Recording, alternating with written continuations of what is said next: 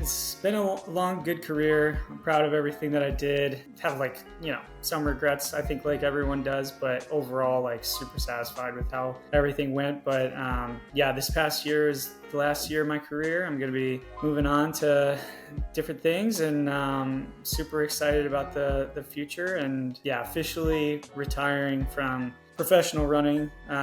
Maybe not like competitive running, definitely not retiring from running in general, but professional running, gonna leave that behind in 2025 and move forward and start the next phase of life.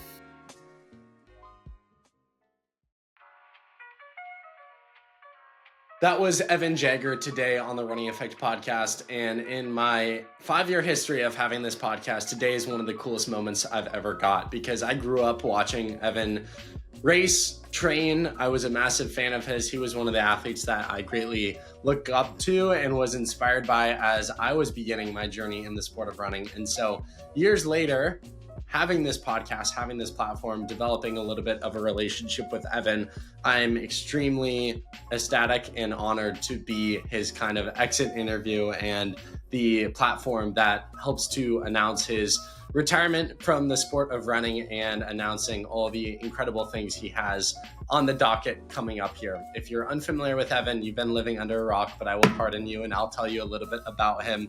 He's one of the greatest American steeplechasers of all time, if not the greatest in my opinion. From 2012 to 2018, he won 7 consecutive US steeplechase titles.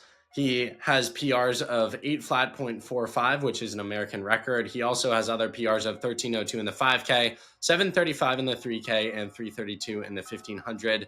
He ran for a year at the University of Wisconsin before becoming a professional with Nike and joining Jerry Schumacher to a group that would later become known as the Bowerman Track Club. He was with Coach Schumacher and Nike his entire career, which is a big part of our conversation that we touch on, is Evan's perspective on loyalty and dedication to those around him.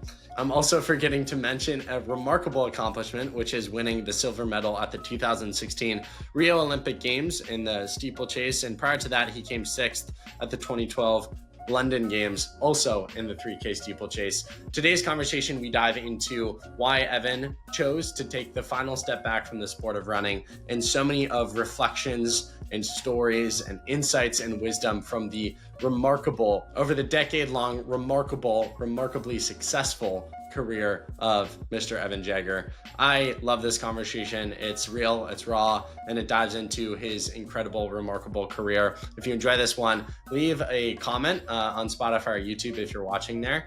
What's your favorite Evan moment throughout the years? I would love to reminisce with you guys. And again, thank you to Evan for allowing me to have this conversation and for always being a supporter and someone that is just genuinely an incredible individual. I hope you guys enjoy this one as much as I did having it. We did having it. If you enjoy this one, also shoot Evan a DM. Tell him how much you appreciated him, how much of a fan you are of his, if you are one listening. Those things always mean the world to those type of people as they are exiting the sport. And I would love our community to come together and to show Evan our support as he enters this next stage of his journey. So without further ado, enjoy this remarkable conversation with the absolute man, the myth, the legend, a man who has contributed so much to the sport of running, Mr. Evan Jager.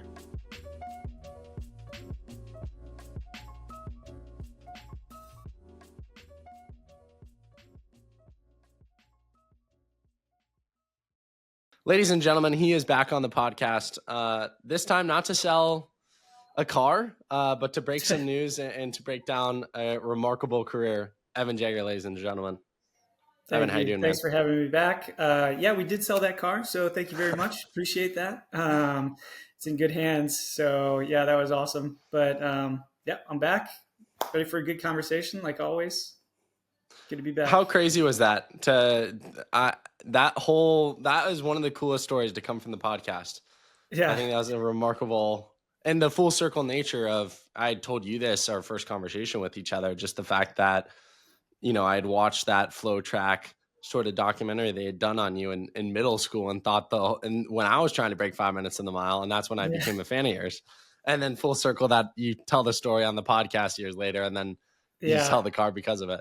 Yeah, honestly, it's crazy. And it's like so cool, like staying in the running community. Like I love that car, and yeah, just crazy turn of events that it happened the way that it did. But yeah, I appreciate you helping out with that. It was awesome. Of course, man. A story I won't forget. You yourself today have some news to break after a long, successful career. Yeah, Tell the people where your mind's at. yeah. It's been a long, good career. I'm proud of everything that I did. Have some regrets, I think, like everyone does, but overall, like super satisfied with how everything went. But yeah, this past year is the last year of my career. I'm going to be moving on to different things, and super excited about the future. And yeah, officially retiring from professional running. Maybe not like competitive running, definitely not retiring from running in general, but yeah, professional running. Going to leave that behind in 2025, and move forward and start the next phase of life. So yeah, sad, obviously. It's basically been my entire life, so it's definitely hard moving on from. But it has to happen for everyone at some point. And this past year just kind of felt like the right time to move on. I felt like, yeah, it was just the right time. So I'm totally content with the decision. Feel good about it, and I'm excited for the future for sure. First off, if I was wearing a hat, hats off to you. And congrats on such a successful career. Absolutely remarkable. I loved following every single bit of it. And I know in our last conversation, you were kind of in this position where it felt like it might be the last dance, but you weren't entirely sure. And there were kind of conflicting parts of your heart. How much more can I squeeze? Do I want to hang it up? Should I keep going? What were some of the decision makers that allowed you to take that step back fully? And did you know this past year was going to be your last year? Like, did you decide ahead of time, or was it you got to the end of the season and you thought, okay, here it is, we're done? Yeah, I feel like I've been taking things as they've come to me, like the last like 6 years of my career. I feel like personally it would have been really hard for me to go into a season trying to give it my best, knowing that I was going to be done at the end of the year. I feel like I've always been a person that has to be like full in on everything and not half in, half out. And so I just felt like if I had ever made a decision to like end things at the end of a season before that season even started, I don't think I would have gotten the best out of myself. And I think it would have just been a detriment to what I was trying to do. So, yeah, I didn't make the decision at the start of the year. It really wasn't even until after USA's. Like, as soon as USA's was over and didn't make the team, um, and the way that the prelims played out, I just realized that it was time to move on. And yeah, it obviously took me a little while to fully come to terms and like fully make the decision to retire, but it was pretty much at USA's where I felt like it was most likely going to be the end. So uh, yeah, I think last year I guess what brought me back was I like just felt like I was close enough to making the Olympic team that I probably would have been disappointed in myself and had like lots of questions for a while. What would have happened this year had I not retired? So I felt like I just wanted to give it a one last shot and um, make sure that I basically end things when like I knew I wasn't going to be able to put out the kind of performances that I wanted to anymore. So um, yeah, like I said, I feel really good about the decision. I'm glad that I did things the way that I did, and have no regrets in that department. So yeah. How do you feel in terms of your thought process in regards to the concept of retiring? It's a conversation I think is so often talked about in other sports, but not very often running. Like when Mhm. we're talking about Tom Brady back in the day, or Michael Jordan. It's like, how much longer should they play? Because how's it going to weigh in their GOAT debate? Should they keep playing? And then or LeBron right now, it's like, how LeBron can squeeze out many more years being a decent player. Can he Yeah. squeeze many more years being the best player? I mean, he's never going to be better than Yeah. MJ. So I don't know. Yeah. People fight me on that, but We can agree I'll on take that that. debate. But how did you think about retirement? How do you think about retirement? And did the conversation around it evolve over time as the subject was starting to become more prevalent for you? Yeah, I think I pretty much like as soon as I started, I mean, my whole career, I basically felt like I wanted to continue running as long as I could, and I think I made the like the benchmark for that, like being in contention for making teams, and um, like if I felt like I was still in the hunt, close to making teams, that was enough for me to like continue and keep pushing myself and keep running. And like like I said, I was pretty close to that. Last year I was fourth, one place from, making the Olympic team. And this year I was pretty far away from that. So it was a pretty drastic drop off from last year to this year, at least as far as performances go. And, personally, like I will probably keep running for the rest of my life. And like, I love running and competing. And if I like didn't have like a bar set for myself, I probably would have just continued doing it, like as long as someone would have paid me to do it, just because I still enjoyed it and everything. But um, I just felt like I wasn't going to be the best competitive version of myself if I was like straining to like just barely make USAs, or like just barely make the final at USAs. Like, I don't know. I guess I just got used to like making teams and being in the hunt for making teams, that um, it just didn't really seem right to continue doing that if I was so far away from that. So yeah, I could have kept doing it just for the paycheck, but I don't know. I wouldn't have enjoyed it as much. And yeah, like just ready for the next phase of life. And, there's also like the family aspect. So I didn't, I didn't want to be like away from the family 4 months out of the year if I was like just trying to like make USAs. So that didn't really feel worth it. You went to Wisconsin for 1 year, and then you go pro with Jerry from there, because that's when he started Bowerman. So you're kind of the lifelong Bowerman boy.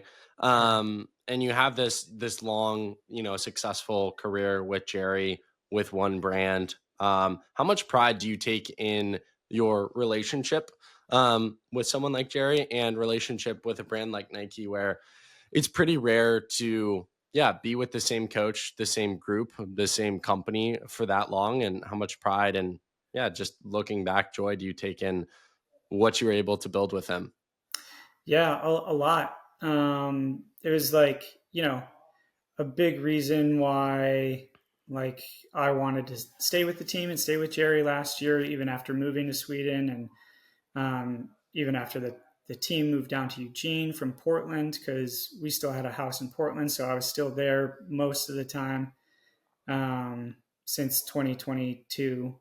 So yeah, it was very important to me. Loyalty is and was very important to me.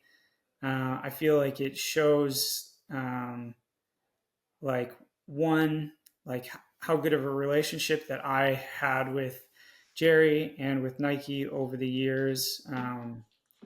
It wasn't always good on my end, and I felt very, I was very flattered and honored that like Nike still chose to sponsor me, even after some not so good years. And it meant a lot to me that, I went through a lot of years of injuries and was decided to stay with Jerry and like come out on the other side, and make the world championship team in Eugene and stick it out. And um, yeah, it's just like, yeah, it's pretty important to me. And I feel like I'm very happy with everything that I did in my career. I'm at peace with everything. I'm happy. I don't have like any real major regrets on how I did things. And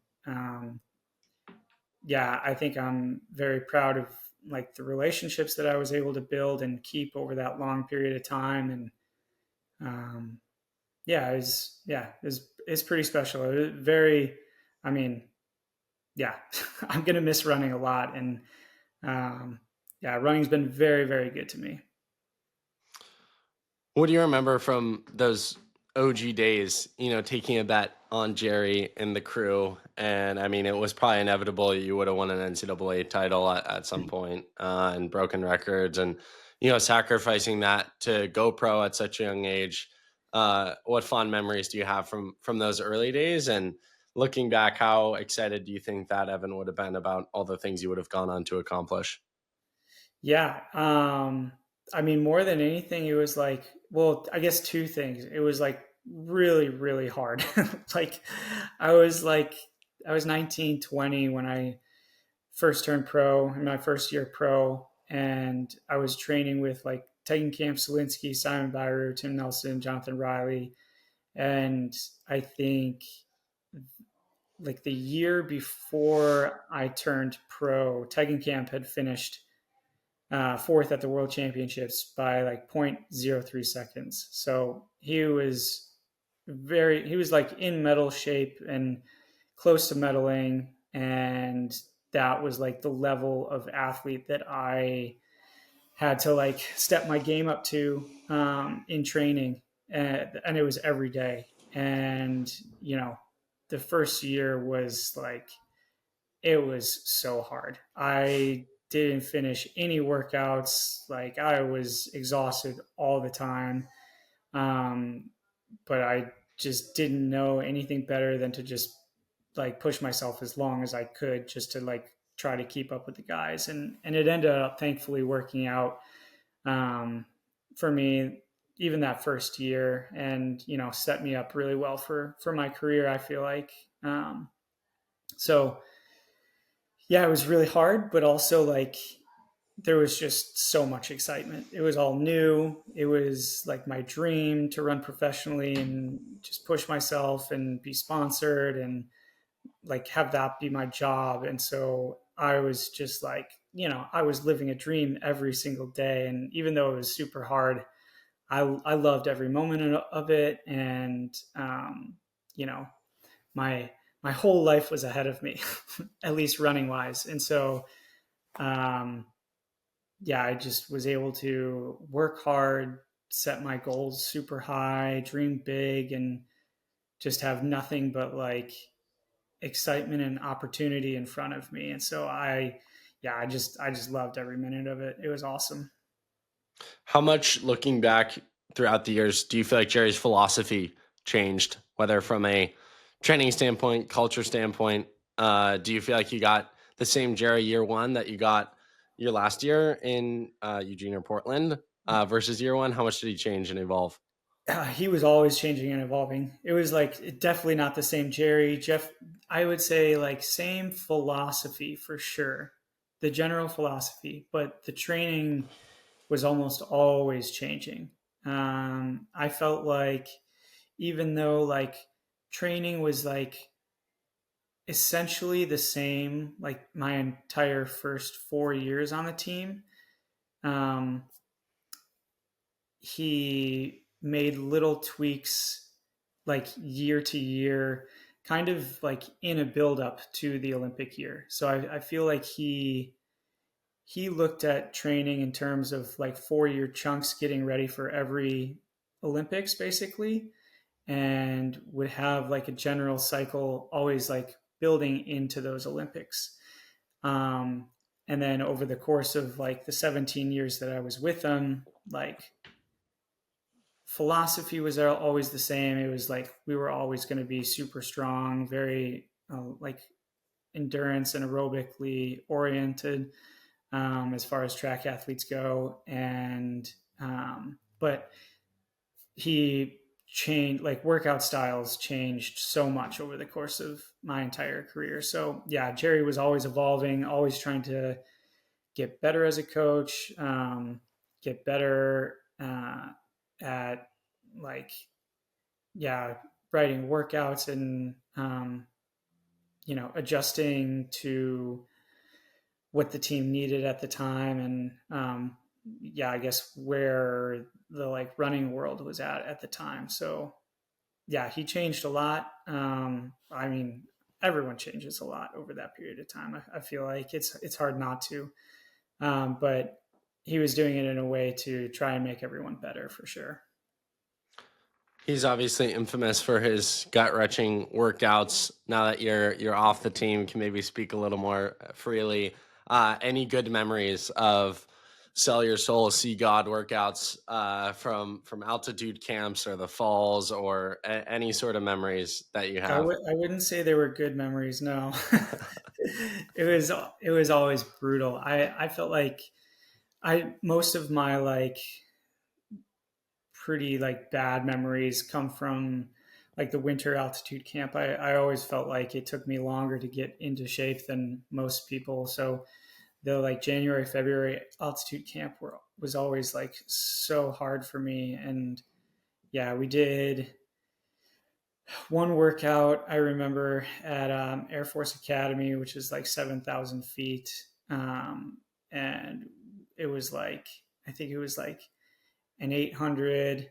And then everything was like pretty short rest, 800, 8 by 400, 800. And it was like, I don't know, we were running at like 60-second pace on like a flat indoor track. And it was like, it was just the worst. I pretty much everyone blew up, and Jerry has no.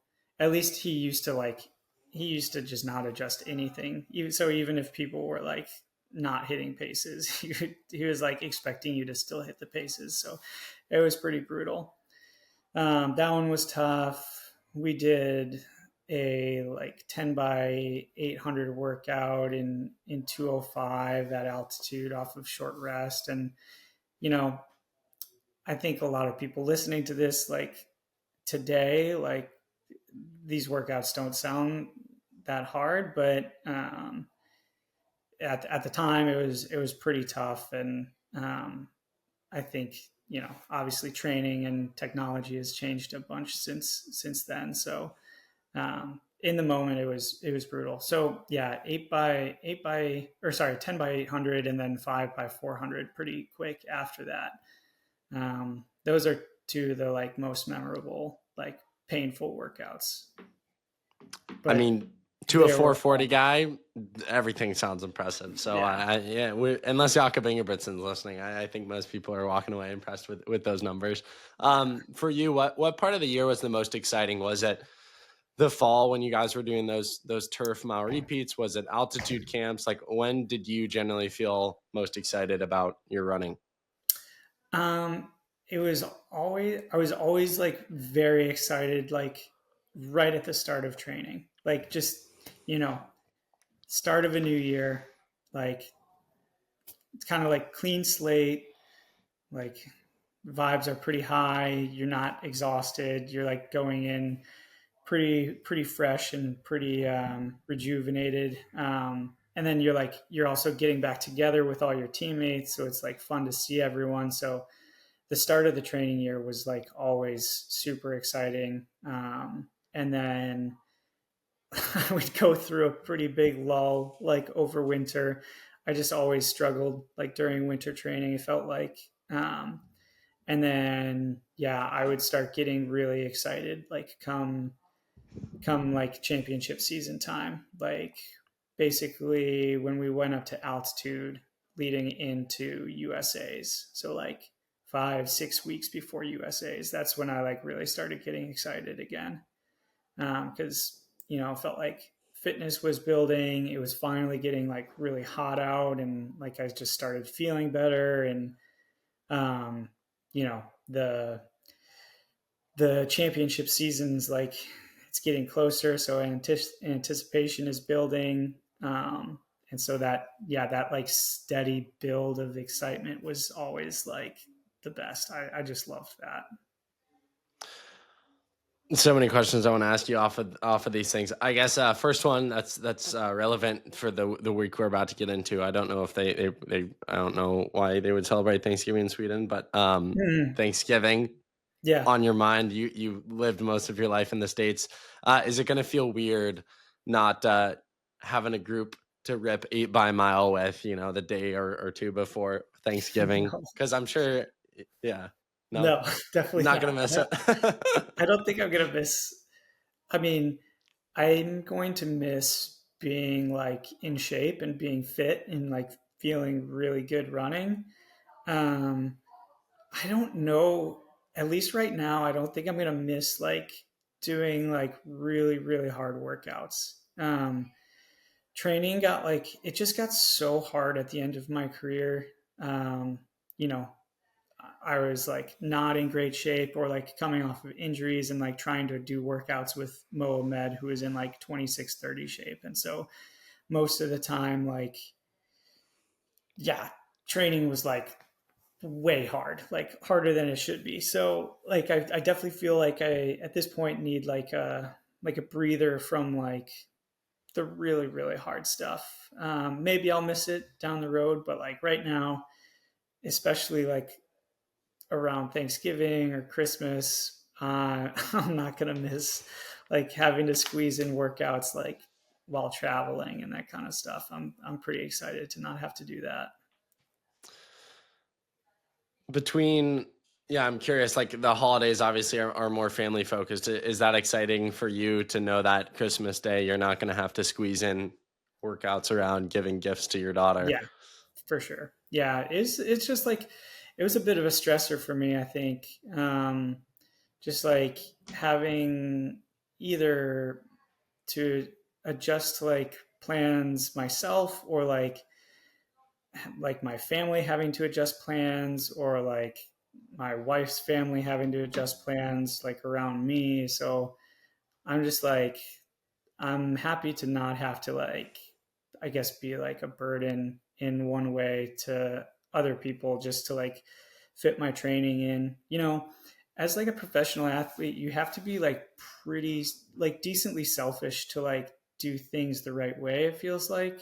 And after doing that for so long, I was just ready to like not be like focused on myself so much of the time and like spend time caring about other people. Not that I didn't, but like, you know, not having things feel like they revolved around me so much. So I'm pretty excited to like leave that part of track behind me and yeah, not have like the focus be on me so much or planning around me so much, that kind of thing.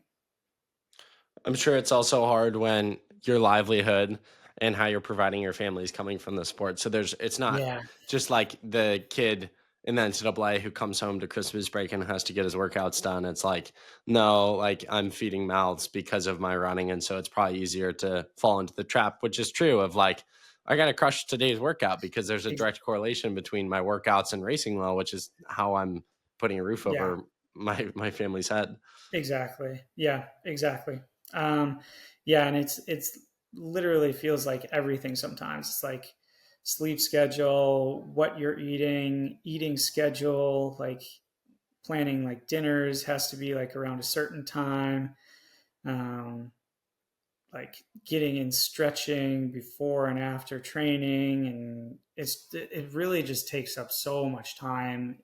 I feel like especially if you want to do like every little thing the right way, it's just like very, very time consuming. So um yeah, it's going to be like a nice little break from that, but I'm sure like when I start getting fat and out of shape, like I'm gonna start missing it, and like, Dude, go full Ryan Hall. Get in the gym. I'm gonna go full you. What are you talking about? I see you on Instagram putting up the weight, trying I'm to trying. I don't bulk know in about Ryan Hall season. numbers, but as long as I I still go on an easy run when I see you while also holding my own. Ryan's a different that's beast. I I don't know how mean Ryan does it, but Ryan that's looks like too big for me. And I can say this he's a because I little don't too know big. him. He's a little too big. Yeah, Yeah, that's my goal. I want to get like big and strong, but also somehow still be like heroically fit and not like if I see like friends that are still running, I want to be able to go for a run with them and like totally. not get dropped, you know? I mean, So you worked with BPN, so you know of Nick, or you know Nick a little bit. Like, he's a great awesome. example where like that guy is fast for how big he is. You Yeah. know, he ran 239, I think, and change, and that's moving. That's in the Yeah. fives average, I'm You pretty know, sure. I don't think So I'm ever going to get as big as he is. So no, like, he's that guy's more locked in than anyone I've ever yeah, known. yeah, His whole life is performance, and I do yeah, respect it. yeah, I think the happy medium is is you can go on easy runs with people you respect, but I don't know, for me, man, my goal is just like, it's so tough where I love running. I'll always love running. There's nothing yeah, like running, period. yeah, But also, I don't want to be the scrawny dad on the playground with my kids one day, and I'm in yeah, a specific window where my testosterone is high and I can maximize gains in the gym now. And we're seeing yeah, people be able to run fast in their 30s. yeah, And I'm talking amateur level, not like making winning medals, although that is happening as yeah. well. So That happens how all the I time. view it is like, I'm burnt out from running.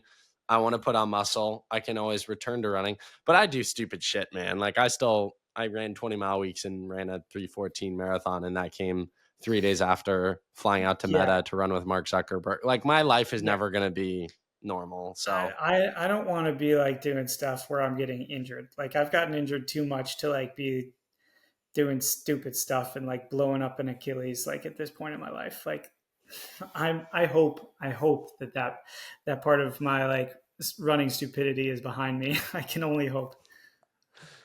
how much freedom do you think you felt recently not having to have this crazy rigorous schedule that ultimately provided the results that you wanted for all those years?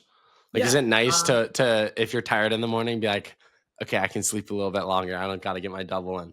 Yeah, and I'm one. It's like it's give and take. I think it's two sided. Like it's nice to like not have the like the need to do it. But usually, if I don't do it, I feel pretty bad, or like I feel pretty anxious. Um, like if I go like 2 days without running, like I just feel like I get like a little anxious and irritable. So like I definitely need the the like energy outlet, but also like I think it's just like good for my soul to like run. I just like I literally just love it, and it feels it's like going for a run just feels so good. So um, yeah, I think the give and take like at this point in my life is to like do it as much as I can and as much as I want to, but like if it doesn't like fit in with my schedule, like don't stress about like not running a day here and not running a day there. Just like let it come to me and like just enjoy it. Like don't feel obligated to do it. You mentioned the OG guys when you left Wisconsin, taking Camp Selinsky, Simon Byru, I think is another name that was probably a part of that original crew, a bunch of others. I was probably 4 years old at the time, so I wasn't really following at that Yeah. point.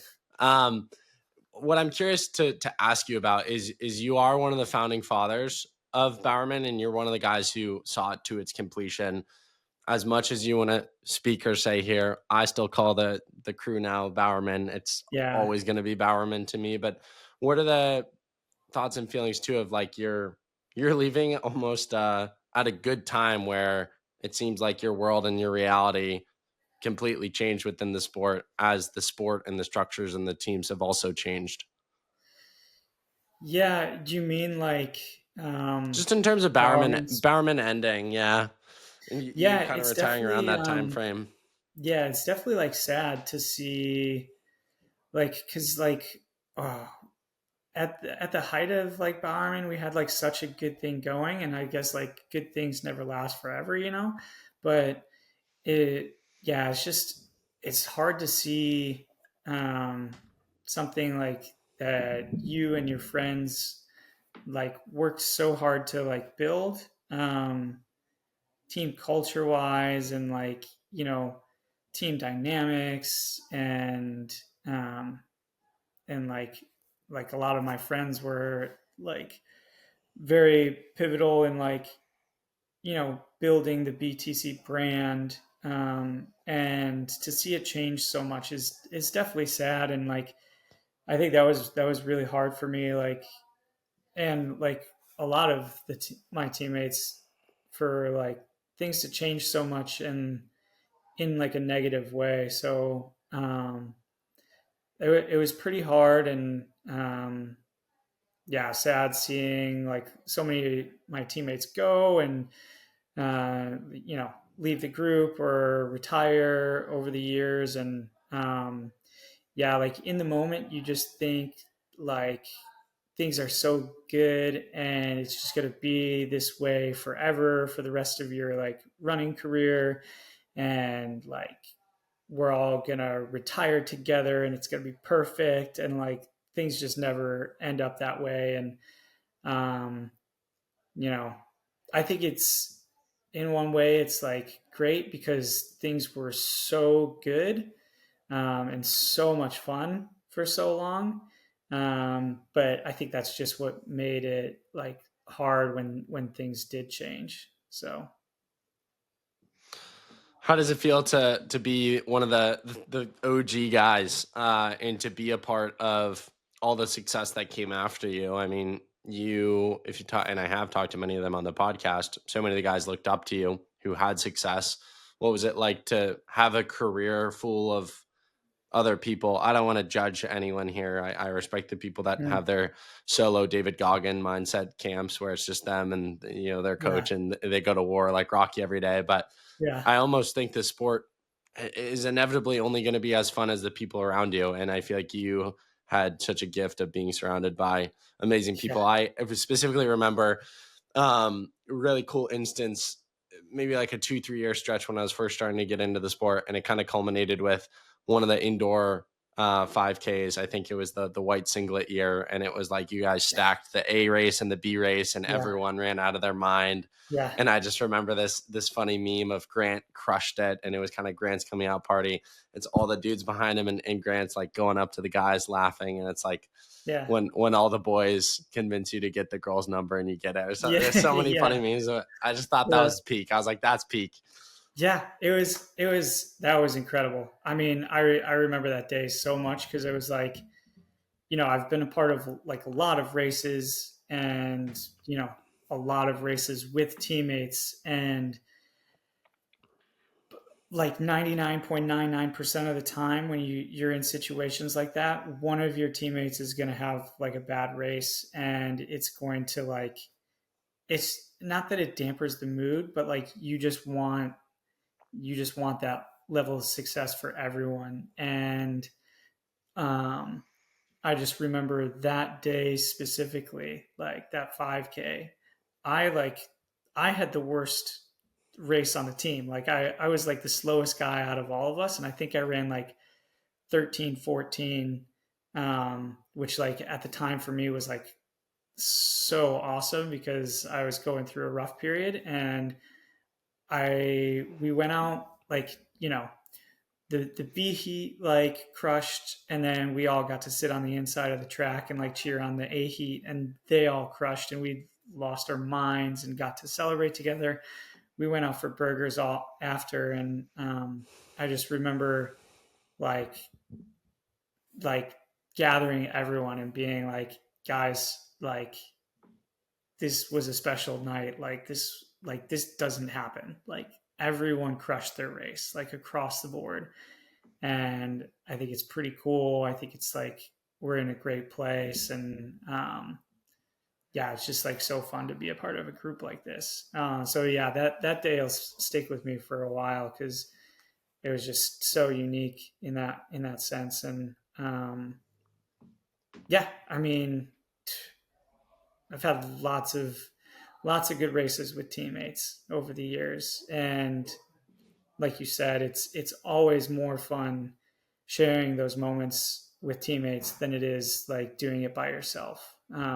Like doing things by yourself is cool, but if you can have the same performance and your brother that you like go to war with day in and day out in practice, they like do the same thing and have just as good of a race. There's nothing better than that. It's yeah, it doesn't compare to doing things by yourself. So uh, really glad to be a part of such a great crew my entire career.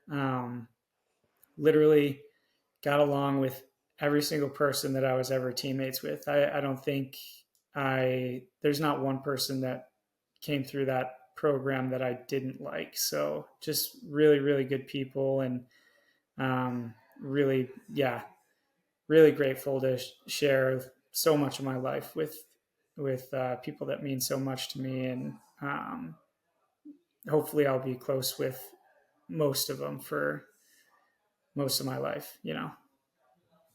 I love it, man. I love it. Running is about the lifelong friendships that are forged. I mean, I have a probably buddy or two. I only ran to the high school level because I didn't even go to college. But even that level, I'm like, there are kids that I will reach out probably every year and just be like, "What are you doing?" Yeah, I'm curious because I think what running does is, humans are forged, connections forged through going through something hard with each other, through suffering yeah, with each other. And it was always interesting to me growing up in this sport how I would feel really close to someone after I do a really hard workout with them, and I kind of learned that lesson, through that way. And I feel like friendships are just accelerated so fast when you're teammates because you're doing such for hard sure. things with each other. You're being vulnerable through sharing your goals and then failing, Yeah, and they have your back.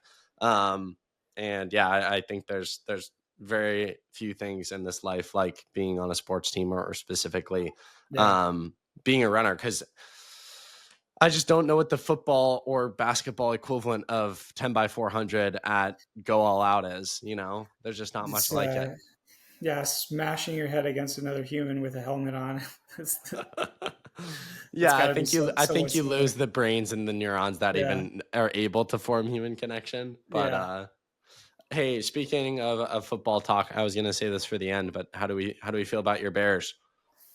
Oh, we're feeling pretty good. We got Nice. two hats just happen to be sitting right here. I was not planning this at all, but Bears, we're feeling good about the Bears right now.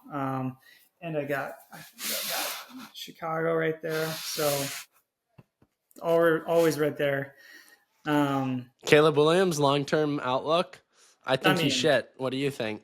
do you think he's shit? I do. I think No, I've never been a Caleb Williams fan ever. that's fine. USC. I thought he was a prick. I Um, mean, that doesn't mean he's a shit quarterback, though. his numbers are his numbers. He's getting better. But I just don't. It's tough because you win the Heisman, right? And then everyone thinks, are you the next great thing in the NFL? And so if he didn't have such high expectations coming in the NFL, I wouldn't even be talking to you about this. So, Exactly. but the tough thing I is, think I don't think everyone. he'll be a Josh Allen. And I listened to Pat McAfee yesterday, and they were Okay. talking. You think he'll be a Josh Allen? No, but that's setting the bar pretty freaking high. But that's how people talk about him. That's how you hear people talk about him. Yeah. At I least mean, Pat McAfee, that's my show, and I feel like they talk about him as like he's either got to be the next great thing or he's a bust. uh, I don't think he's a bust. I think he's playing pretty well, and I think like people only rag on him because he's like a number one overall quarterback, and like the bar is just set super high. Like if you just look at it from like if you just look at it from like a numbers perspective, I think he's playing like pretty well this year, and he's led like four game winning drives for us to win games like in the last like 2 minutes. So he's clutch, and I'd rather have like a clutch quarterback that maybe like isn't Josh Allen than like a, you know, seventh best quarterback in the league that like shits the bed in the fourth quarter, you know?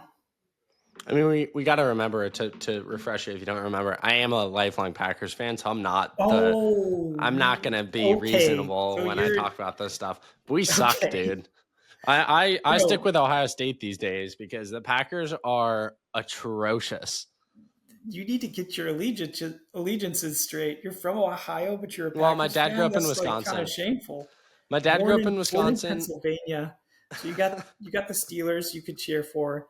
The Browns or the Bengals. I understand why you don't cheer for them, but like still, that's where you grew up. And Yeah, I mean, I don't follow NFL you enough to cherry be. pick bandwagon the Yep. Packers. Yep. Get out of here, Well, man. that's actually the story. So I was living in Pennsylvania when the Steelers played the Packers, and so the Super Bowl that they played each other, 2010, I cheered for the Steelers. It was after that game that I flipped. So yes, bandwagon as a 5-year-old, which don't hold That's it against me. freaking And then brutal. I've been a Packers fan ever since, and they've botched that game in the NFC Championship against the Seahawks. They've done everything and then some. So Love to I see stick it. to Ohio State. We're not good, but I don't see the Bears if they make the playoffs. I just don't. They're not a dominant team. They're on the upward No, trajectory. If they were a stock, you'd want to buy them. I mean, But yeah, they had the number one overall pick in the league 2 years ago, and that's then fair. the number one overall pick in the league 2 years or a year before that. So it's like you can't expect us to be a dominant team. It's like we're getting there. Maybe I'm just like speaking to the obnoxious fans I'm used to. You're pretty reasonable compared to a lot of them. I A mean, lot of I'm pretty people are saying obnoxious too, but I'm on camera right now, so I gotta cool it a tone little it down bit. a little bit. My problem is I'm just me through and through, whether I'm off camera or on camera. Well, to confuse you more with sports trivia, I'm a Cubs fan, and you'll say, oh, "How are you a Cubs Oh my fan?" gosh. Uh, No, I'll I don't confuse you even more. I'm not a Cubs fan. I'm not a Sox fan either. I like, really. yeah, I mean, I never don't liked follow that. baseball. So I don't follow MLB at all. But the year that they played in the World Series, I'm very close with my aunt and uncle who live in mm, Chicago, and they bought me a World Series shirt, and that was that's enough pretty for me sick. to be like, I'm not an MLB fan, so sure, I'll Yeah, cheer for the world champions. that's So okay. I'll yeah, accept that. yeah. But I do actually have quite the heritage in baseball. I had two great uncles play for the White Sox, and Oh, then the most expensive baseball card ever, Honus Wagner. My mom, her maiden name is Wagner, and she's distantly related. So I probably okay. picked the wrong sport. This should probably be the Mm, baseball effect, and I probably should have never met you. But here we mm, are as a yeah, washed you'd up probably runner. be making more money. Yeah, exactly, exactly. Bringing it back in, asking you a question about we were talking about that BU 5K. Another crazy race was, man, all I can hear is Jeff Merrill saying the electric forest. Oh, Woody Kincaid, his coming out race. You yeah. paced part of that. What was I Mm-mm. no, you didn't pace. Were you No, there? I Who was there. I paced was it? there. Yeah, Mohamed paced the That's whole right. thing. Yeah, Sorry, 4,600. Amos Bartlesmeyer. He paced. He might have done like 2K or maybe a little more actually. And then Mo paced the rest of the way until a lap to go, which is like, you're not The going to whole get better thing. pacing than that because Yeah. he went on to get bronze at World Championships like a month later. So it's like, that's like the best pacemaker you're ever going to get. Not to take anything away from Woody, but yeah, I was there. It was pretty sick. One of the coolest, like, low key meets I've ever been to. It was like that was pretty awesome. We had like a ton of the BTC youth kids out there, a ton of the community out there. There's a couple thousand people just lining the track, and perfectly calm, cool. Had just rained kind of night, and yeah, it was like you know four dudes just going after it for a fast time. It was like super super cool. But no, I was coming off of injury, so I didn't run or pace, but thankfully I was there and got to experience it. If you had to pick one most memorable race from your career, what would it be? If you had to choose one that you could rerun Uh, and experience all over again? that I could. I mean, these are Yeah. two different questions. Most memorable.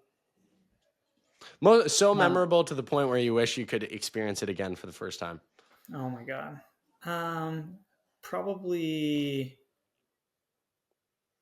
I mean, probably the Olympics, like medaling. That was like, I mean, the feeling of medaling was something that I like was never replicated like throughout the rest of my career. It was just that was unreal, cool. Like, you know, uh, at that point, it was like, you know, 15 years of a dream like culminating, in one moment. So that was pretty special. Um, but honestly, like I don't remember very much of the race outside of like the last lap.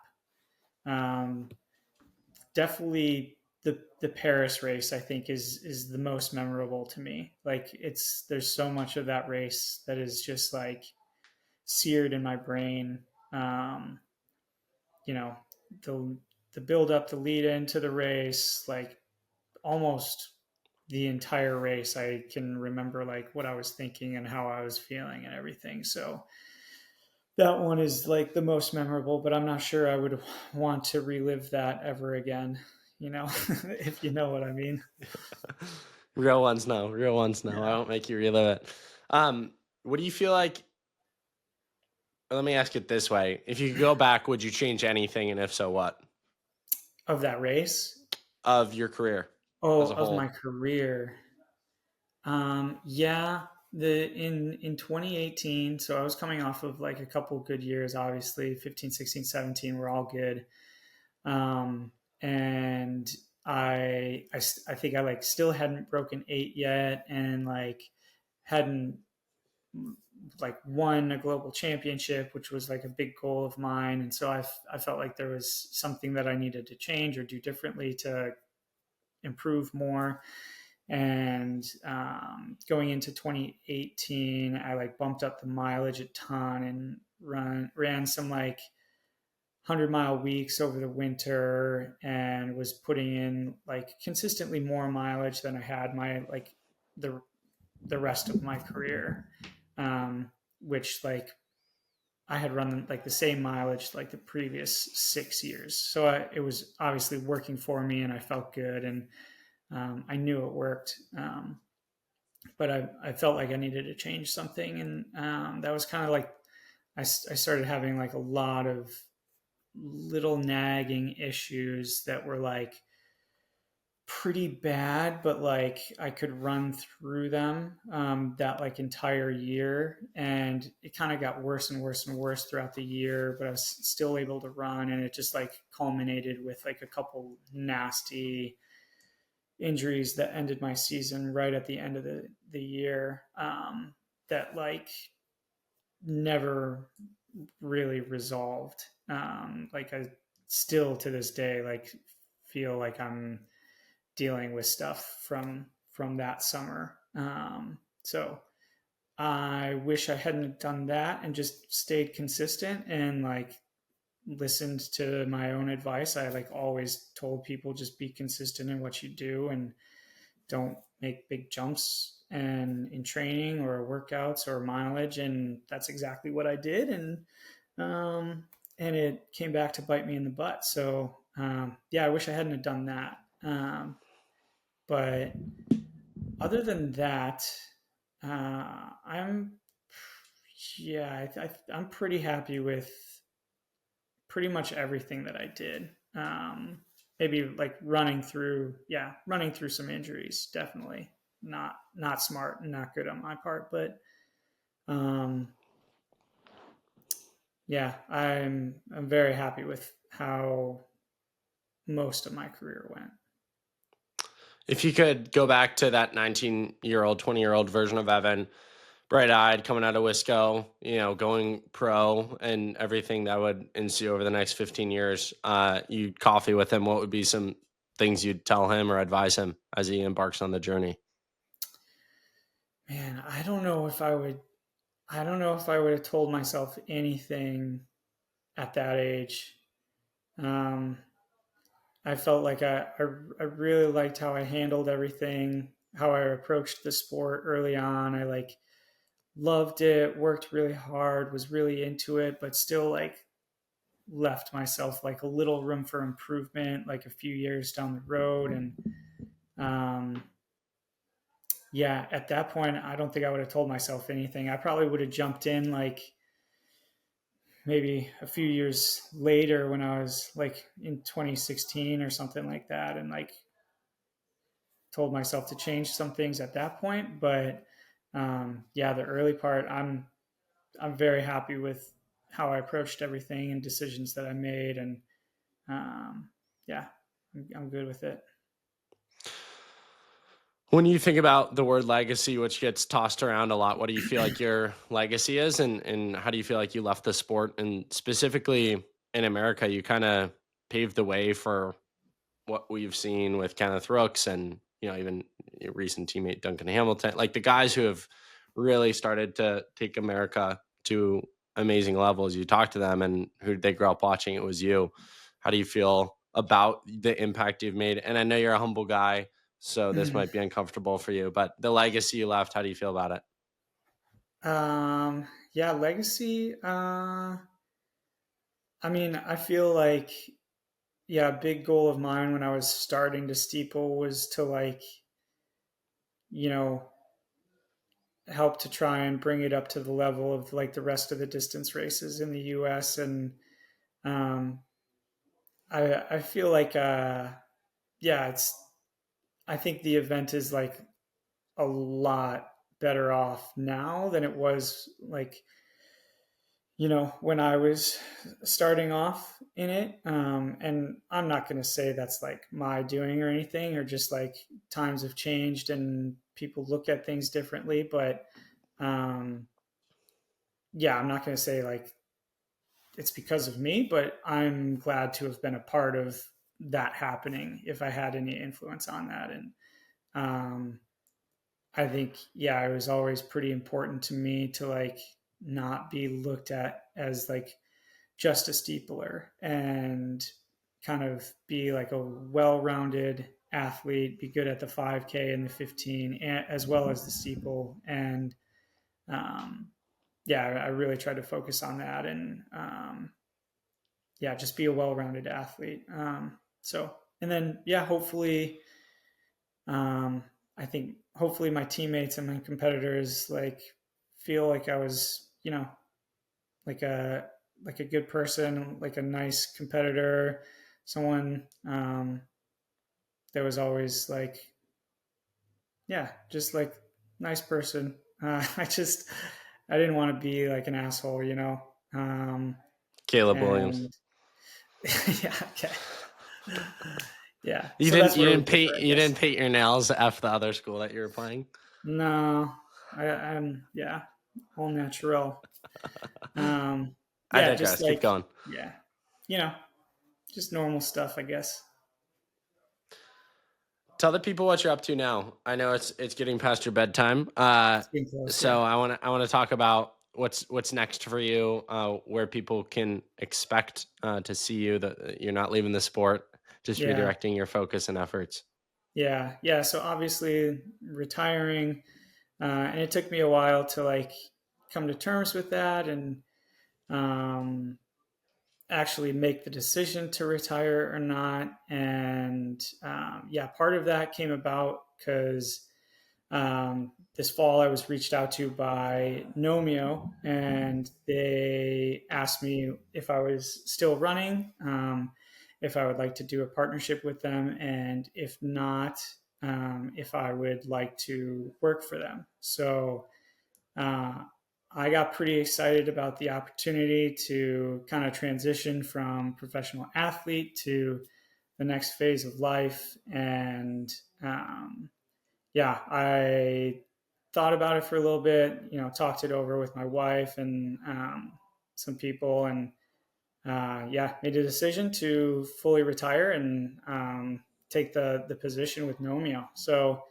As of 2 weeks ago, I'm an employee of Nomeo, and I'm officially like athlete relations. So I'm going to be working with athletes mainly in the U.S., but all over the world, and yeah, just being like someone that the athletes can come to about questions and advice. And yeah, I'll be doing a little bit of everything because the company's so small, but really looking forward to like staying involved with the sport. I think that was like my number one goal when looking for a job, like after running, was like somehow being able to stay involved in the sport and um, somehow like be able to give back to like the sport that gave me everything. And I think working with athletes was I think what excited me the most. And so I'm like, yeah, it's made the retirement a lot easier. I'm like super excited about what we're doing and what my position is going to look like, and yeah, the future. And um, yeah, I'm just pumped and excited to yeah get get my feet under me and learn everything and get to work. I love it, man. Final question for you here today. It's been such a joy and an honor being with you, hearing all the insights from your career. We'll do two. I'm sure a lot of old teammates, coaches, whoever might listen. So anyone you want to give shout outs to or thank or moment of appreciation, and then I'll go to my second question. Oh my gosh. I think, yeah, I've had too many teammates to like pick like individuals out. I'll pick out the like original crew of older guys just because I feel like they helped me so much, like becoming a professional, and they shaped me as an athlete more than the rest of my teammates did, just because I was so young and impressionable at the time. So Matt Tenkamp, Chris Zielinski, Simon Byru, Tim Nelson, Jonathan Riley, and then Shalane. Early on, those were big influences on mine, or of mine. And obviously, there's not enough that I could say about Jerry and then Pascal. Jerry, athletically shaped me.